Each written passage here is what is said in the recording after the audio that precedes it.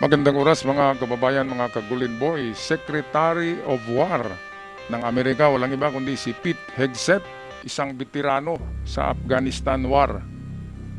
Kaya napili ni Donald Trump, isang decorated army ng Amerika noon sa Afghanistan, si Pete Hegseth.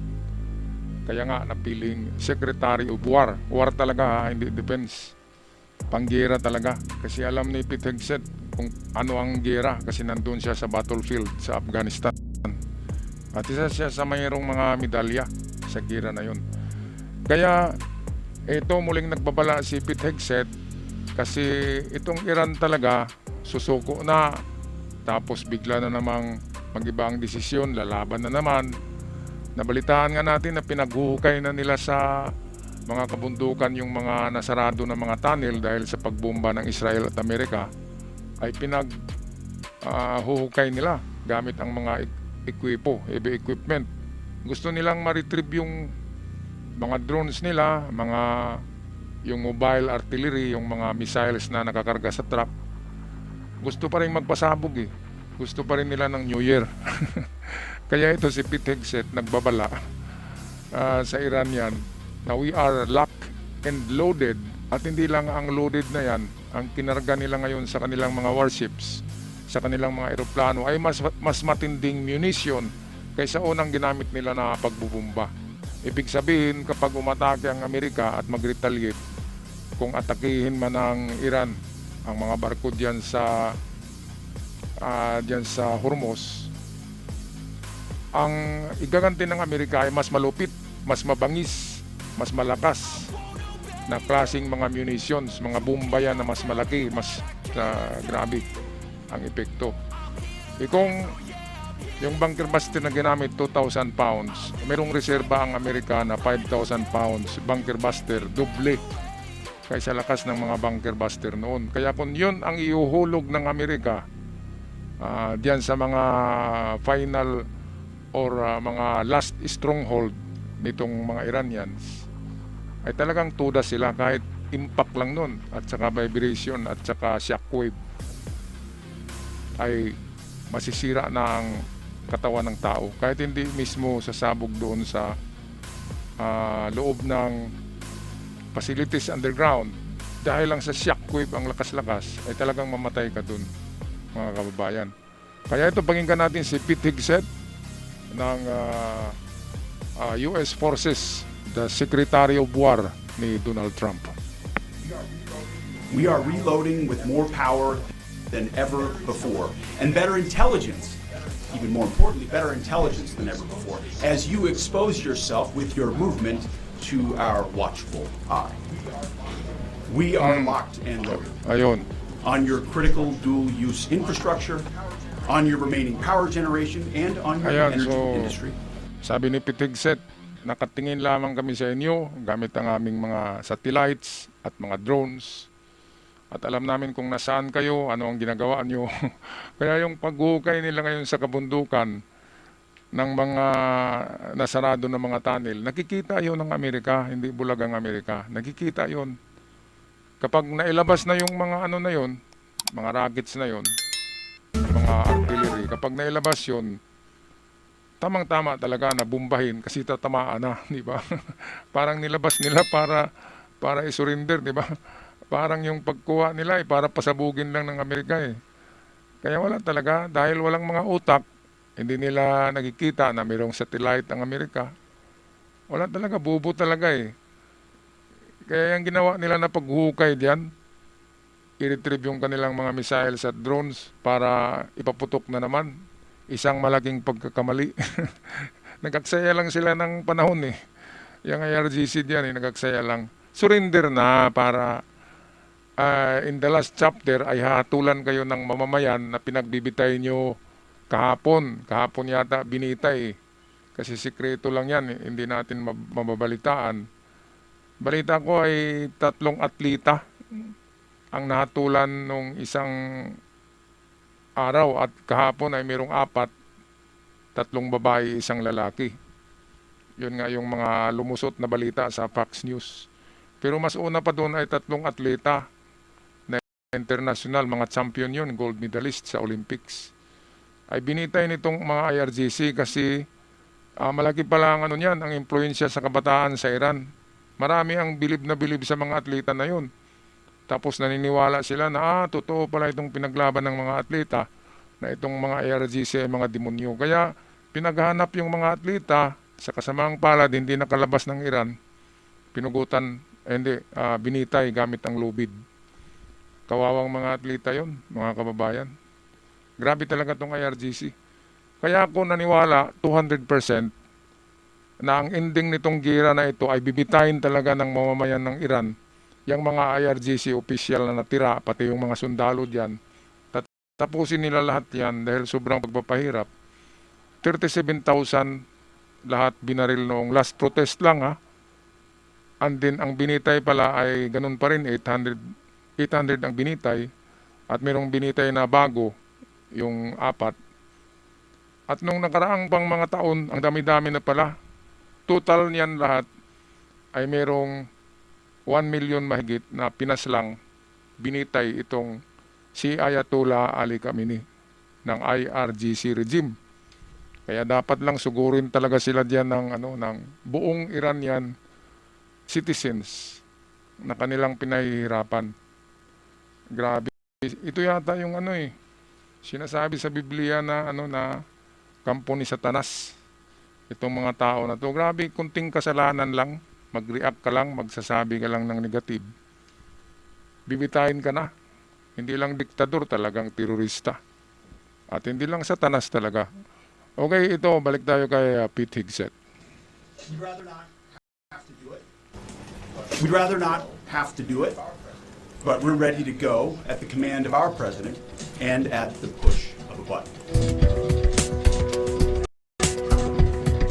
So, ito na nga, lock and loaded ang Amerika.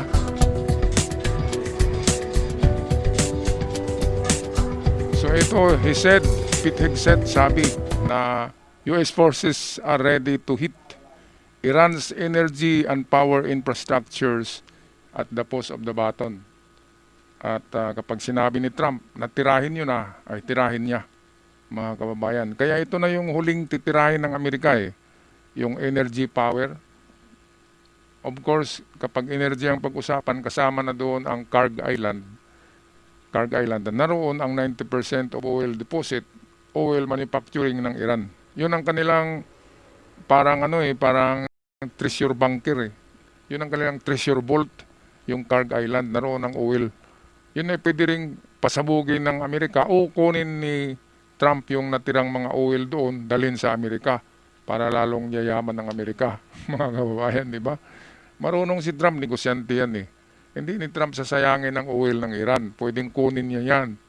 Bakit bombahin niya? Pwede niyang kunin Unang bombahin niya ay military facilities para wala nang makipagbakbakan at kapag papasok sila sa Kharg Island, libreng-libreng kunin yung mga oils.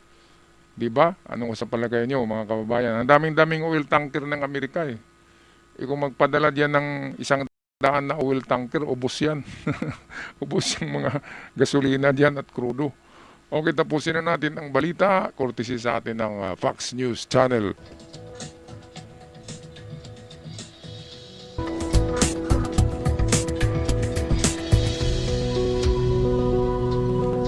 Lock and loaded.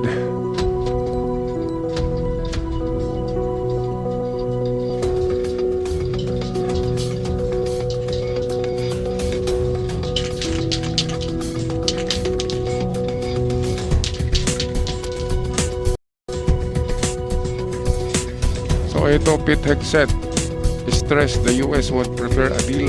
Gusto nga talaga ng Amerika, deal muna bago ang bombahan. Pero ito, but made clear the alternative is a very decisive force. Kaya kailangan ng puwersa. Ito nga yung tema ng Epic Fury. Yung peace through strength. Ibig sabihin, kapayapaan pero gamitan ng puwersa. Yan yung tema ng Epic Fury. Na ito yung ginawa ngayon ni Trump. Noon sa Iraq, di ba, tinatawag na Desert Storm. Ito naman, Epic Fury. Talagang epic ito. Kasi dito makikita natin ng mga makabagong armas ng Amerika kung gaano kalakas at kaepektibo. Di ba? Ilan bang namatay sa American soldiers ngayon? Meron lang 6. Pero ang nasugatan ay marami rin. Pero 6 lang ang balitang namatay. Sa sa parte ng Iran, libo-libo. Di ba? At naubos pa lahat ng opisyalis ni Ali Khamenei, kasama siya. Pati anak niyang bading. Pinapalabas nila na buhay pa si Mujtaba para mabubuhay pa ang loob ng IRGC. Wala na. Deadball na rin yun. Deadball na. Wala na nagsalita. Picture na lang palagi. Mga kababayan. Okay. So, panghuling, balikan natin muli ang balita.